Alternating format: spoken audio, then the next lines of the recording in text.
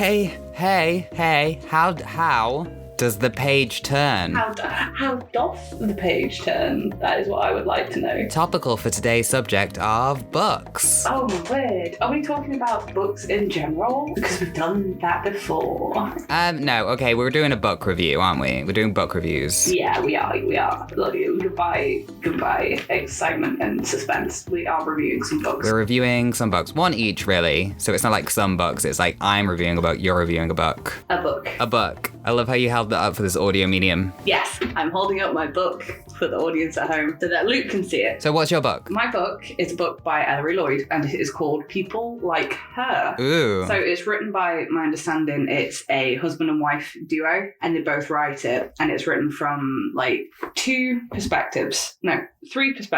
Great start. Is the book written from a husband and wife, or is it about a husband and wife writing a book? That's the interesting thing. So it's written by a husband and wife, and the characters in it's from three perspectives. There's Dan, Emmy, who are husband and wife, and a third person that you don't find out about. You don't know who it is. It's like a mystery. Anyway, do you want me to just quickly read you the blurb before we get into like reviews? Yes, read me the blurb. Okay, so people like her. People like Emmy Jackson.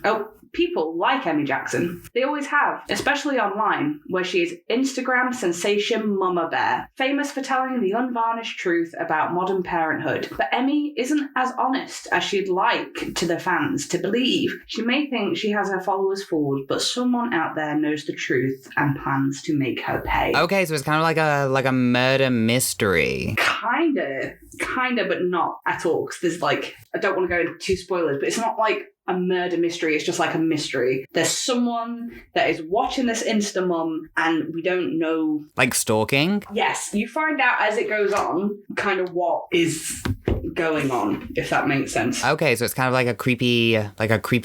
Yeah. Creeping. Creeping. Is it written from the perspective of the creeping? Well, that's the thing. So it's like, you know how in Thursday Murder Club you'll have like different people's perspectives and then you'll have like Joyce. So it's a similar kind of thing. So each chapter is written by different perspectives. So one chapter, for example, chapter 4, is written by the unknown person that is very much trying to get Emmy in trouble. And then you'll have one chapter that's written by Dan, who is the husband, and one chapter that will be written by Emmy, who is obviously the mum, the Insta mum. And it's interesting how they write, because obviously between the husband and wife dynamic especially, there's a lot of conflicting views of things. Oh, so it's like, does he not believe her?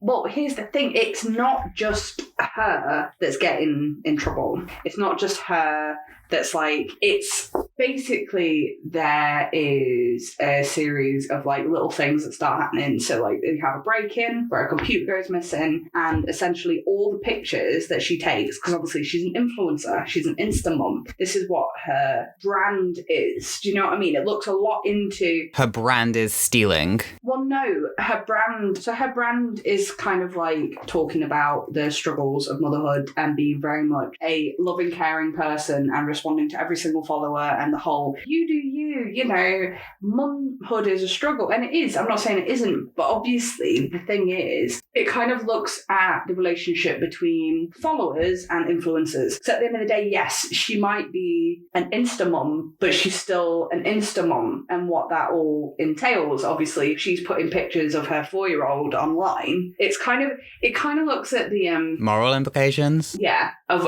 what we, I think, especially people our generation, have seen a lot of, like with the Insta families and, you know, the YouTube channels that kind of document the family life. And it's like, it kind of talks deeply about the line between what actually is real and what is kind of just like what actually is going on under the surface. Does that make sense? Oh, okay. So is she getting like followed by one of her followers? We don't. Oh, that's a spoiler, I'm guessing. That's a spoiler. That's definitely a spoiler, but it is one of those where it's like things start happening, a break-in happens, a laptop goes missing, an account pops up that starts posting pictures that is claiming to be like a role play account, but they're taking pictures of their youngest daughter, their 4-year-old, and putting them up pretending that pictures of their daughter, Coco, is actually this girl called Rosie who's very ill and all this kind of... So it's kind of like the fight of who is it, what can be done, where is going on. It's a very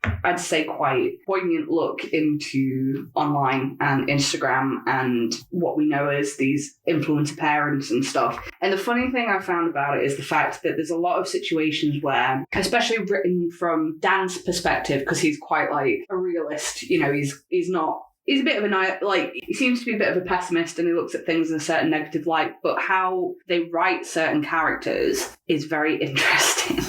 So I've got a little bit here just to kind of sum up what's happening. Dan and Emmy have been fighting about what to do for their daughter Coco's 4th birthday, right? Dan wants a very much traditional, I think we'd say, a UK kid's birthday. We all go around the pub, the kids get hyper on sweets and the adults have a little drink and that. Who's taking a 4-year-old to a pub for a birthday party? Anyway, in the 90s, it was a thing, right? So basically, he wants a nice, chill, wacky warehouse, fun 90s birthday for his daughter, right? That's what he wants. She, obviously Emmy, is going to be hosting a Insta party. It turns from it being a party about Coco's birthday to obviously an Insta party where it's about followers and everything's like, you know, scheduled and there's a certain list. And they write a little bit about the gang that Emmy has. So Emmy has they are called friends, but really what they are is the people that comment on each other's Insta stuff first and give them the boost and all that with the algorithm. But you can actually hear these people, you can see these people. If you've been on Instagram, if you've been on social media, walking around and having a scroll, especially if you've been on like parent things, then you probably know or have seen these people or at least heard of these types of people.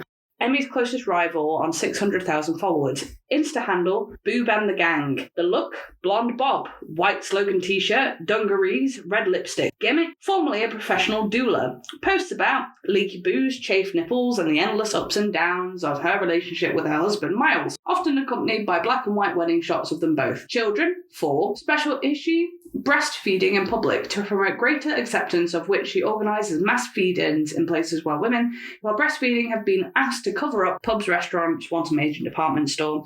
And then we have Bella Williams, aka the Mum Powerment Coach, the oldest of the inner circle, and a part-time headhunter with a full-time live-in nanny, is the one I least dread getting stuck in conversation with. This isn't saying much. Single, Ismail, the father of her child, Rumi, is a Turkish painter who I think is now back in Turkey. I've never been quite sure whether he is a painter of, say, portraits and landscapes or of walls and fences. Apparently I did meet him once. Bella runs networking events for working mums and charges through the nose for them. Insta issue, imposter syndrome, or to be more specific, mumposter syndrome, a term I'm pretty sure she invented, something about always feeling like you're about to be exposed as a terrible mother and a useless employee, a fraud both at home and work. Bella is evidently not big on irony.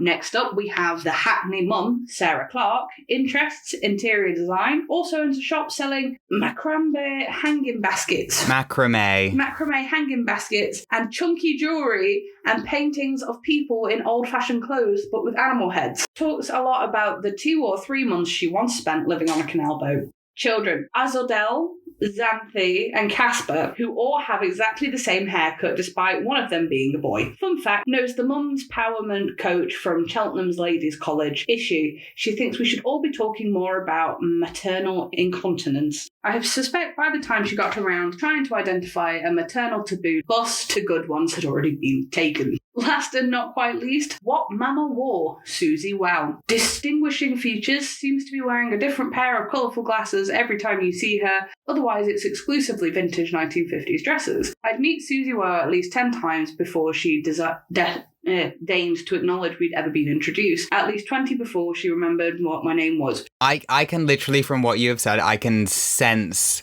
these people. You can see them, you know them, you've seen them online. We know these people from just scrolling. I wouldn't have to ever. I don't think I've ever actually seen these Instagram accounts, but I can figure them out immediately from those descriptions. You can picture them. Yeah, so I finished it the other day, this book. I finished it. And I'm not going to lie, I didn't properly get pulled into it until that quote that I started reading you just then, until the descriptions of the Insta mums and Emmy's clique that she has. The thing I really like about it is the fact that it's really fast-paced. So obviously the chapters aren't majorly long and it just keeps you gripped and you want to know what's going to be happening, what is happening. And I think it's quite an interesting look at online influencer stardom and all this kind of thing. That actually sounds like a really cool book. I think I'm going to have to borrow that. What's it called again? People Like Her by Ellery Lloyd. There were certain bits, there was a moment, and I can't go into it because it's spoilers. I can't say anything about it because it's spoilers. I don't want to spoil this for anyone that is listening, because it is towards like the end as well. But there was a moment where I was reading, and I had been reading for about an hour maybe. I was like, I'm going to do my daily reading, blah, blah, blah. And I was reading, and it got to this part where, like I said, I'm not going to go into it, but I literally just read that paragraph again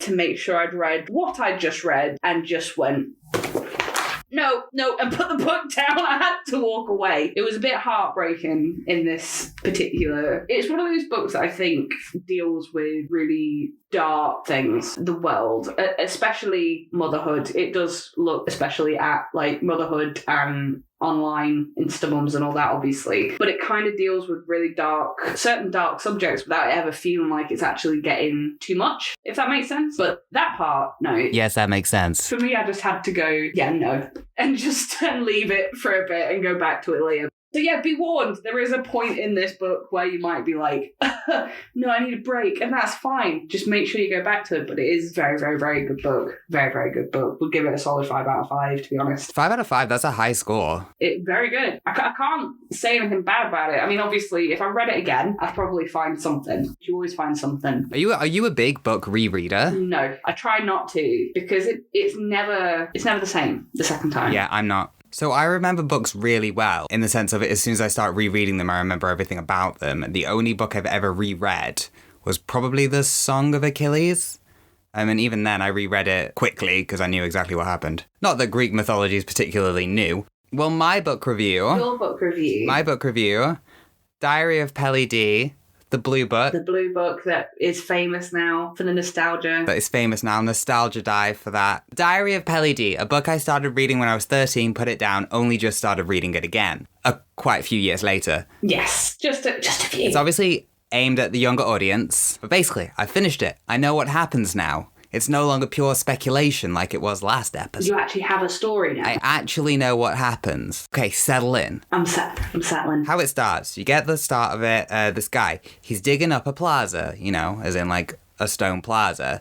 He's part of like a demolition crew, all of this stuff. He comes across a empty water canister with a buck inside of it. He's meant to throw it away because that's the law. No books allowed. No, well, they're not allowed to keep anything they find. So that books aren't allowed. It's that it's rubbish, so throw it away. Kind of Fahrenheit vibes, in a way. Fahrenheit 458. I couldn't remember all the numbers. 458, I think. Fahrenheit 458. Is that it? Is it 458? I thought it was 7 or 451? 451, yeah. 451. We all knew it started with a 4. I knew it was 45 something. Anyway, so he finds his diary. He's meant to throw it away. He decides to keep it just because he's curious. So he finishes his day, digging and everything, and he starts reading the diary. And the diary is set from this other person's perspective. Obviously, it's her diary. And she's really well off. She's rich. She's got like a 12-bedroom flat. She's got a pool. She's like... thriving. Never had a problem. Her dad is really high up in like companies and stuff. Her mum makes pottery. Got like a little sister. There is nothing wrong with her life. Her life literally is perfect, if anything. So, and then he's reading this diary as he's doing his like day-to-day job of digging things up. And by the way, they have gills. I feel like that should go in there somewhere. So yeah, basically, people left Earth. They landed on this planet where this is set. They evolved to have gills. So water is really important to them. They have like water breaks and they swim a lot and they can survive without. Some people don't develop gills, so it's clearly like a evolution thing. It really isn't that intrinsical to the plot, but occasionally it comes up that they have gills. Anyway, he's reading this diary and it's telling a story of everything that happens. Basically, she goes from being really well off and then this new system comes in which people are getting like their DNA tested and they're getting like stamps or tattoos on the back of their hand based on what their DNA says. It's like 3 different families. These really rich people decide they would do it because they're all part of like the really fancy family. So it's meant to be just kind of just make sure everyone's going to the correct roles for what they're best at. One family's really good at being like great at things. One family's really creative, all of this stuff, We're trying to help you kind of situation. So it starts off really like, my life's perfect and everything. And then the stamps come in and she's like, I'm not doing this. This is stupid. Why does it matter what stamp I have on my hand? Whatever. So it gets enforced. It becomes like law, you have to have it done. We all knew that was going to happen. So it goes from like the guy digging the plaza is in a dystopian lifestyle, having to dig up a plaza at the age of 12, to the rich person is now, you know, having a terrible time. Either way, dystopia is dystopia for everybody. What happens is she finds out she's of the lower caste family. She gets stamped, and her family find out, not her dad's part of the higher caste family, but her mum's gene. So if you've got a red stamp, you're part of the higher class family. I can't remember what they're called, it's something with an A. And then they all get a green stamp on their hand, her mum, and her sister. It's meant to be, her dad's like, oh, it doesn't mean anything, but also don't sit near me, yikes. Really great parenting. Like literally, a stamp. Basically, that's how it goes. A lot of them have to start like wearing longer sleeves and gloves and hiding the stamp on their hand and all of that stuff. And then it kind of turns out it's like, oh, we're just reorganizing the city, so you guys are gonna have to move out to this really bad district. By the way, you only have a flat with 2 bedrooms because your dad pulled loads of strings. Anyone of this green stamp family, there's like 6 in a 1-bedroom flat situation. So basically it goes back to like Victorian England, where there was just families upon families and like 1-bedroom houses and... Basically, yeah. So that's what happens. And then obviously the people that are getting oppressed and everything, they start doing protests, and then they're being blamed, and there's all this propaganda about, you know, they started all these fights, we're trying to make it peaceful and all this stuff. The guy's still like reading this in a diary format, so she's still going, oh, I couldn't take all my cute new outfits and whatever at the start, and then she's, wow, I really wish we had water. Just juxtaposition of it.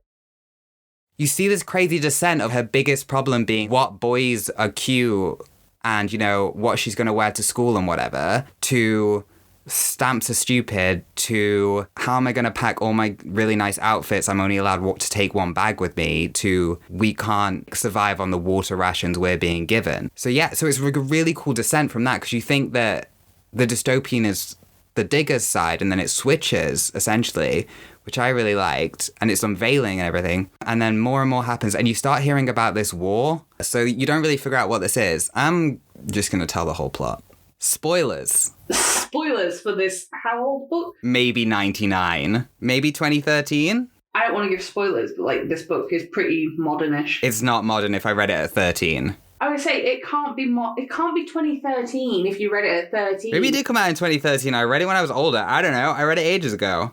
Whatever. It's quite an old book, though. An old book. I'm not bothered by spoilers. So yeah, they're living out of this flat, and slowly but surely, water rations are being depleted, and they're not being allowed to go to school anymore kind of situation, all this stuff, because they're like problematic citizens. They're not allowed out, they're being like cordoned off, all of this stuff. And then she meets someone at school that was uncool previously. Turns out he's been living out of barracks because like his parents no longer exist. I don't know if they didn't exist before and it didn't matter because he wasn't green stamped. But anyway, he goes to live with Pelly. And then it kind of unveils, it gets to the point of we're going to try escape, and the diary ends. So we don't know. Yeah, so the diary just kind of ends there, and it's kind of unveiled throughout. It's like, what happened in the war? What happened to those people? He knows that people weren't poisoned back then, but he knows that from the future times, and it kind of seems from Pelly's perspective that they were being poisoned, and then none of that family is around at all in the time. You realize that he's reading this diary like 10, 20, 30, 50 years in the future, essentially, from what it is, because you think that like it's of the same time period. Not that it's actually him. Yeah, well, you think it's like a bit different, maybe like 5 years or whatever. Yeah, but not such a vast difference where it's like generational. So it's a really cool book. And it's definitely like you don't think it's going to go that dystopian. Did we just never find out what happened to... No, you never find out what happens to her. No, don't like that. Really cool. What happened? Did she die? She probably died. Well, considering none of those family exist anymore. Yeah, she probably died. Sounds cool, though. It is really cool. And there's like these really cool side characters. Her brother leaves early on to go join like the Peace Corps kind of situation, goes into the water and swims away. Well, he swims onto a boat. Just like, bye. There's this old woman on the plaza as well who always sits by trees that Pelly writes about a lot. There's all these little cool side characters. And she, oh my gosh. So she ends up disappearing one day. Okay. Yeah, she goes to this hospital. So Pelly goes and investigates where she doesn't know anything about it because, you know, why would you, as a child, you wouldn't know these things. You know, she tries to find out what happens, but then she can't get any information because they see the stamp on her hand. And then it's kind of implied that that old woman is no longer around. because she went there. Like, they get rid of people there. It's kind of like a disappearing place that people go. Yeah. So it's definitely, I think you wouldn't pick up on these things as a child, maybe. But, like, reading it as an adult, it's really kind of, it's like a light dystopian. It sounds like a bit like 1984-esque. Yeah. People just not existing all of a sudden, like every trace of them just being like white. Basically, like, I think it could have been written in such a creepier way if it wasn't meant to be a kid's book. For younger adults. But yeah, that's the book I was reading, Diary of Pelly D. Spoilers are now over. Spoilers are over because you literally know the whole book now. What more do you need? You know the whole book. But, in my opinion, if a spoiler ruins a story, it's not a good story. If you can't enjoy something, know how it ends, that's not a good story. You don't want the story, you want the twist. Okay, I kind of see where you're coming from with that. I am weird because it's like, I don't like spoilers for anything. Books, films, telly. Someone gives me a spoiler and it's instantly just like, oh, I'm done. I'm the opposite. Someone gives me a spoiler, I'm like, I need to know how we get to there. But you see, that's the thing. I like to experience things naturally as it just happens. I can't focus if I'm too busy thinking about what's going to happen. But that's the point, you're meant to be focusing on the story. Yeah, but I can't focus on the story if I'm like, but what's going to happen? But you're going to find out what's going to happen. I often read the back of a book first. That is just the worst book etiquette. I know. Like, I don't understand that. That is something I don't get it. I know there's people that do it. They literally get to the back of the book and they read the end of the book before they read the rest of the book, and it just disgusts me. It's wrong. It's great. It's really cool because then it's like, okay, well, how are we going to end there? Let's find out. But it defeats the point. There's a reason, right, that these writers write these things in this way so that you experience the story from beginning to end. I'd just like to say, nobody's fun is wrong. If you find a story more joyful by reading the back and then starting again and seeing how you get there, that's not wrong. There's no correct way to read a book except for making sure you read the words. The kind of is, like, you know, you read it from page 1, and then you go on to page 2, page 3, and then you progressively just keep going until the book is finished. That's how, from my understanding, you're meant to read a book. Yeah, after you've read the back bit first. No. It just, no. There's no reason to be like, oh, blah, blah, blah, blah, blah, blah, blah. Let's find out what's going to happen now. When you've already ruined the book for yourself. You've ruined the ending. It's not ruined. If a book's ruined because you found out the last sentence, it's a bad book. It's a bad story. No, I'm not saying the last sentence. I'm saying the last part of the book. You shouldn't be reading the end of the book because there's a reason. You read the rest of it because then that's how you get there. What's the point of knowing the end and then going back and finding out how you got there? Especially when a book doesn't have a twist, because not every book has a twist. No, it doesn't have to have a twist. It could end with, and then they walked into the sunset. I'm like, okay, well, we need to find out what was happening before this sunset. It's just how I enjoy reading books. Which is fine, but I don't understand. I'm not going to lie. Well, no, right. Okay. I'm trying to, like... So take it this way, right? Historical fiction. Have you ever read any historical fiction?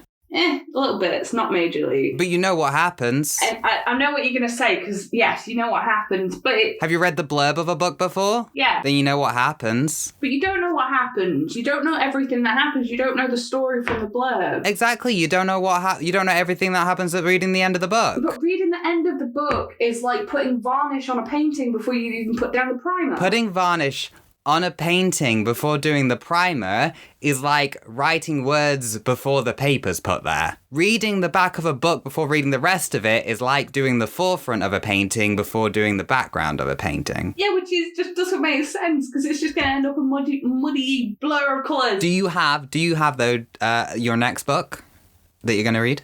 I am currently reading Into the Miso Soup. So far, very dark. It's about a guy called Kenji. I think it's set in Japan, like back in the 80s, 90s, like a couple of decades back. But basically, it's about a guy called Kenji who offers his services out as a tour guide of Tokyo's nightlife, aka the sex working industry. And he gets hired by this American tourist called Frank. There's something not right with Frank. Well, maybe we'll find out about what's going on in that book. I don't know if I can talk about this book on our podcast. That book we may never find out more about.